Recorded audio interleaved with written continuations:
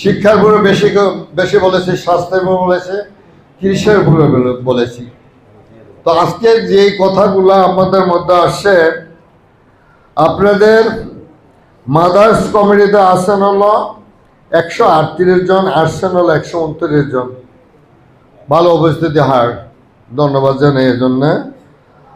আর আসছেন হলো সভাপতির 138 জনের মধ্যে আসছেন 125 জন, এই জন্য অভিনন্দন জানাই। প্রধান শিক্ষক আসছেন 138 জনের মধ্যে 138 জনে, মানে শতভাগ। এটা একটা খুশির সংবাদ। আমি মনে করি যে দায়িত্বগুলি আপনাদের মধ্যে আছে, ইতিমধ্যে আমাদের ডিপিও সাহেব, জেলা শিক্ষা অফিসার প্রাইমারি, উনি বলেছেন।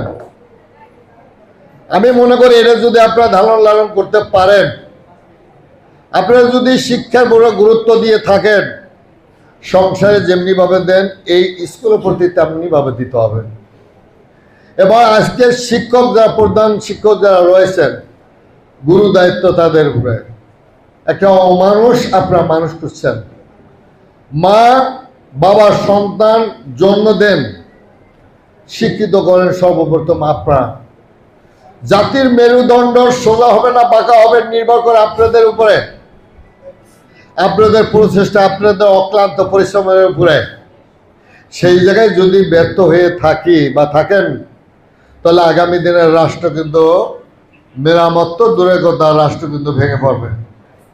আমি আজকে কিন্তু দলের না, আমি আপনাদের একজন ভাই হিসাবে, বন্ধু হিসাবে, এবং এই জাতিকে একটা নতুন রাষ্ট্র দেওয়ার জন্যে আমরা সবাই ঐক্যমত, একটা পরিবার। আমরা এই পরিবার যদি ঐক্য থাকতে পারে, আমার যার যার যতটুকু দায়িত্ব আছে তার সেই জায়গার থেকে সেই দায়িত্বগুলো যদি পালন করতে পারে, আমার দেশ, এবং বিশেষ করে আজকে যে লজ্জাটা আমরা পেয়েছি যে মাদারীপুর 4 আর এটা হলো 5, এটা থেকে আমরা উত্তীর্ণ হইতে পারবো।